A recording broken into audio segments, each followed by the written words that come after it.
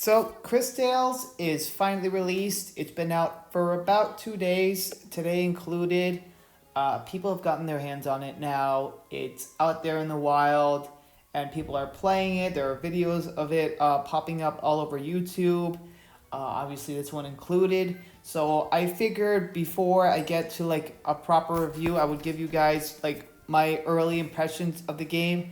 I'm only going to be showing footage of like the first two major areas and maybe one boss near the end of one of the areas, but I'm not gonna show you anything super spoilery. I'm not even going to mention the boss by name. And you might see some out of context screenshots. The game, aesthetically speaking, is very beautiful. I love this sort of. It's not. I won't say it's a gothic. It's a gothic fairy tale aesthetic. It's sort of like a slightly darker fairy tale aesthetic. Honestly, the characters all look really nice. The main character, Chris Bell, she's adorable. She's really sweet. The monster designs are honestly really cool. They have this sort of, like I said, this aggressive fairy tale type of monster design, I want to say, and they hit hard, that's for sure. This game is actually kind of punishing in the beginning, and it's kind of, I want to say it kind of underprepares you for like how punishing the enemies are. Like even the opening enemies from like when you first get to explore the world after the beginning section of the game, they have quite a lot of HP, like varying between 120 and 150, and they do a lot of damage. And the game doesn't really it doesn't really fully prepare you for how hard they're going to hit. It gives you a few healing items early in the beginning, and then there's this sort of like typical unwinnable battle, I would say. The battle system the battle system is a bit interesting. It's got this sort of time shifting mechanic, which didn't grip me at first. I didn't. It's a bit difficult to kind of juggle everything because you can like pull people into the past and find their weaknesses and also the future. It sort of changes the pace of the battle. Like in one section, in one case, you can pull an enemy that's facing your left into the past and lower their HP and their attacks and overall just give them a big debuff. But at the same time, you can also pull enemies into the future and sort of give them quite a bit of a buff, I guess you could say. The cutscenes as well are also all really, really nice. They're animated well. There is, oddly enough, some screen tearing in the cutscenes, and I'm not playing this on PC. I'm playing it through Game Pass, so like I don't have the ability to turn on VSync. I guess it does require a bit of stability improvements, but the game has been out for that long, and overall I've been having a lot of fun.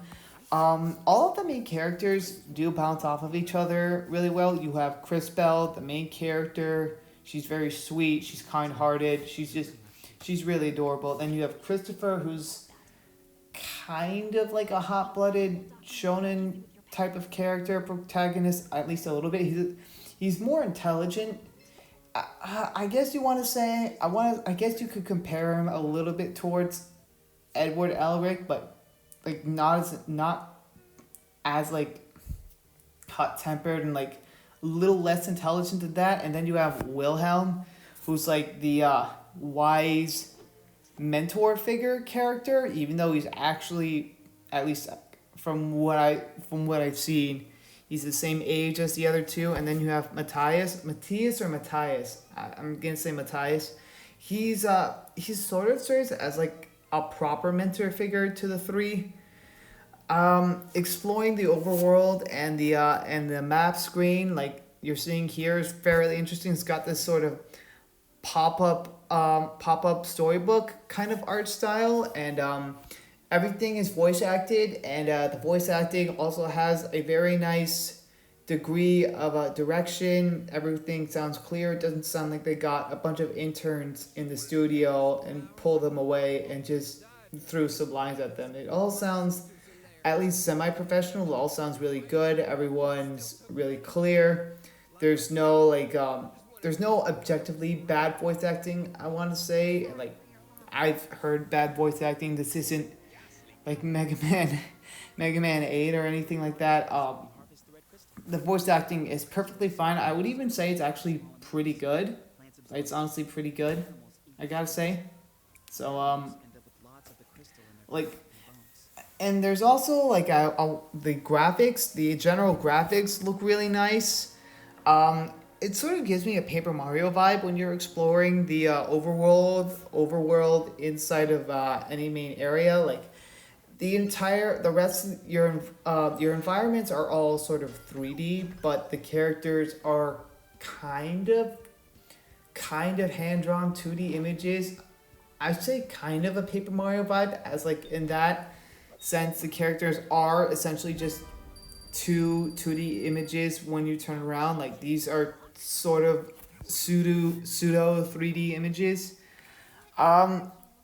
It is honestly fun to explore, and like, there's a lot of unique areas. Like, there's a sewer system that you get to explore kind of late in the game, which is pretty fun. It's not like one of those big maze types. The battle system is definitely unique. I said earlier you can pull people into the past and future thanks to Cris Bell's abilities, which are explained at the beginning and built upon in the middle ending. It took a little while for me to really get into the battle system, as initially it felt a little slow, because the game sort of starts drip feeding you like equipment and new abilities that you can try out here and there, and you have this special combination ability that I'm not going to go into too much detail about. It's kind of a big spoiler, so nothing about that. And you can sort of, once you really start like learning those abilities fairly early in the game, you can actually start laying out the damage. Cris Bell is like sort of a middle ground between healer and warrior. She does good damage, but she can also support her allies. Christopher is the general warrior. He outputs the most damage, and Wilhelm is like the mage, or like kind of like the Final Fantasy mage type. He doesn't have the strongest attacks, but his specialty lies in like casting, we'll call them spells, basically, like casting healing spells, fire spells, poisonous spells, things like that. The monster design for some of the bosses, like this one right here, they're all really unique. Like, honestly, I'm super impressed with them, especially this character right here, the sewer mannequin. As you can see, it's called, the design is really nicely grotesque. The character sprites, they're not really animated to sync up with the voice acting. You just kind of see still images to fall in line with the tone of the characters' voices. The customization aspects are interesting, and like, healing stuff is healing. When you pick up healing items, it's pretty much like any other RPG, but the customization aspects are fairly, I mean, they're not Skyrim levels of amazing, or like Persona or anything like that. They're kind of basic, I gotta say, but the story, honestly, I will say that the story, without going into too many major spoilers, does really hook its claws into you and sinks its teeth into you from beginning to end. Like, especially in the second major area, that's where the game really starts to get good with the story. And like, there's also this like really interesting time traveling mechanic. Like, it's sort of like a half and half time traveling mechanic. It's not like Chrono Trigger, where you actually hopped between timelines. It's a little hard to explain without going into any spoilers, but basically you can send You can send one of your companions. I'm not one of your companions. You can send Matthias.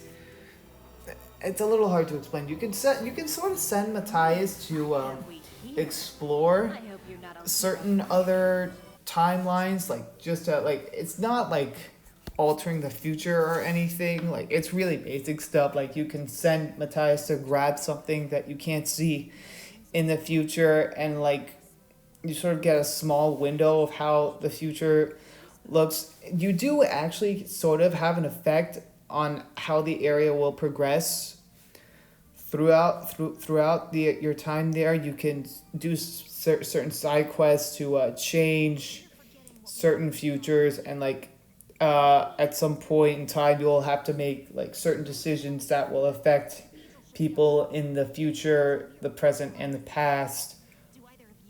As far as the early game, you sort of get to decide their fates, and there's also quite a few side quests that also help sort of shift and tip the balance of that area's future fate.